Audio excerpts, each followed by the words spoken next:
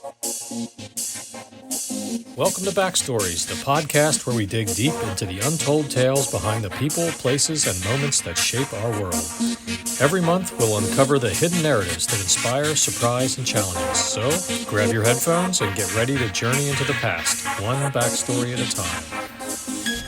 This is Joe. His story is called A Homeschooled Kid.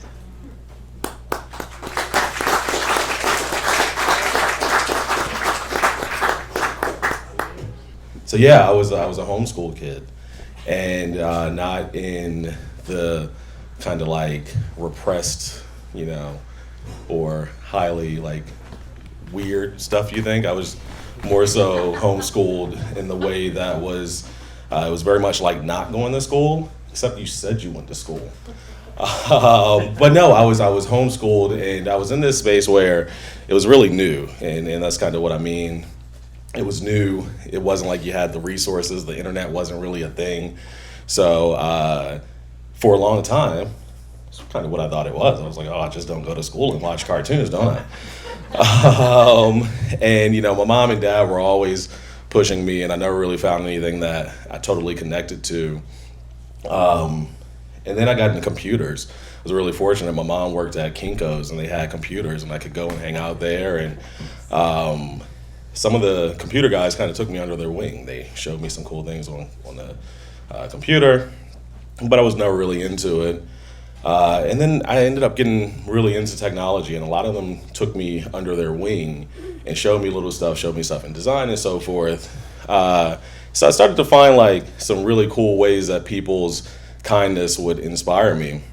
But one that particularly stands out is as I was getting really into computers, I was kind of a nerdy kid, but very much to myself.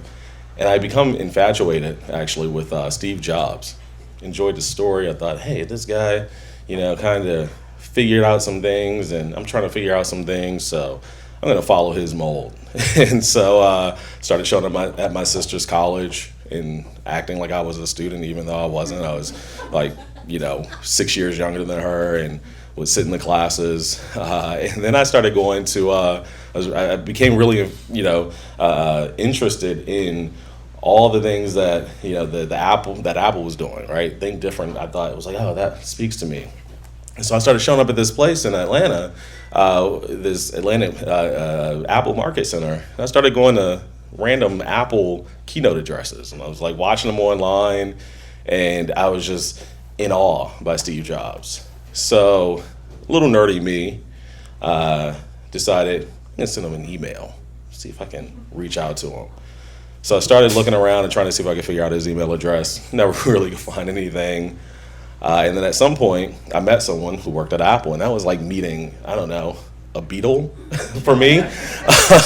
So there I am, and I have, I met this guy from Apple, and he gave me a card, and little stalker me was like, oh, look at the way the email address is formatted.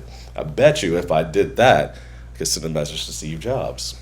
So I sent an email, and I tried, and I said, hey, Steve, is this actually you? Never got a response.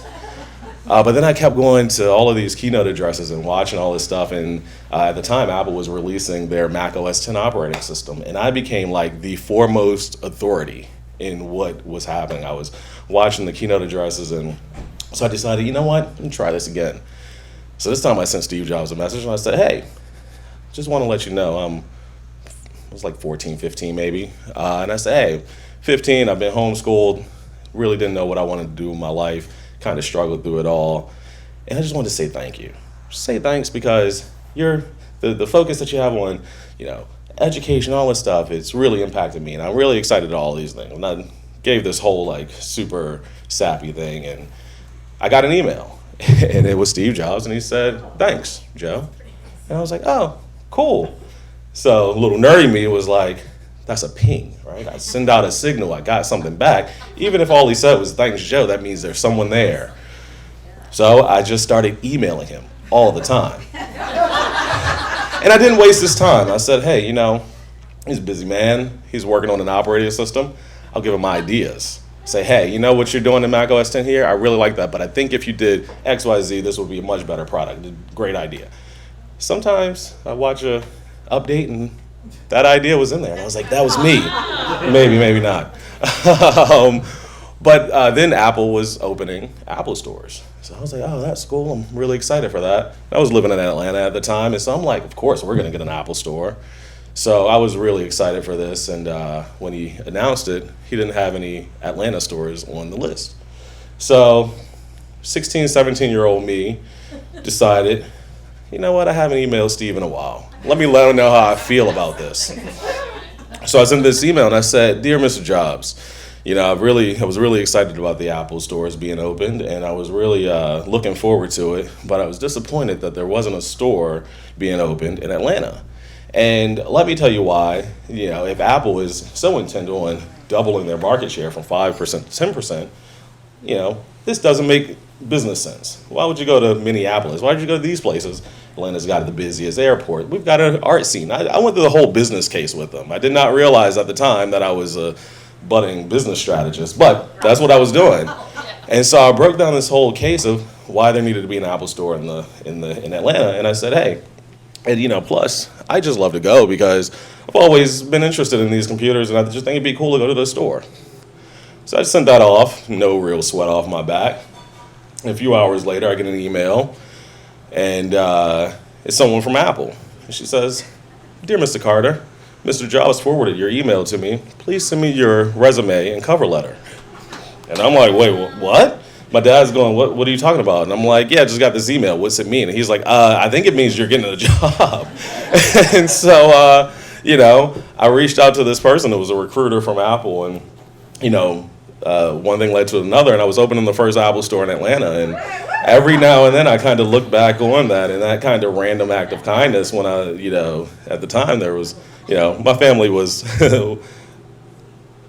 for lack of a better word, broke.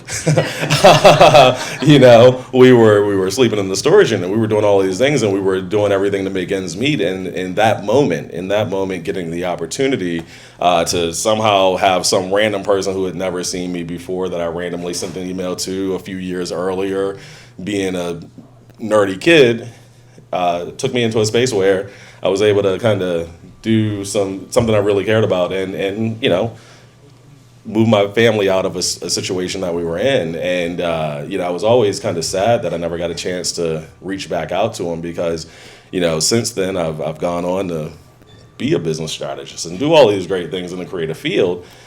And I was like, kind of owe this guy, should probably say thanks. Fortunately, by the time I thought of it, he had just passed. So yeah, I guess I just wanted to share that because that was a random act of kindness that always sticks out to me.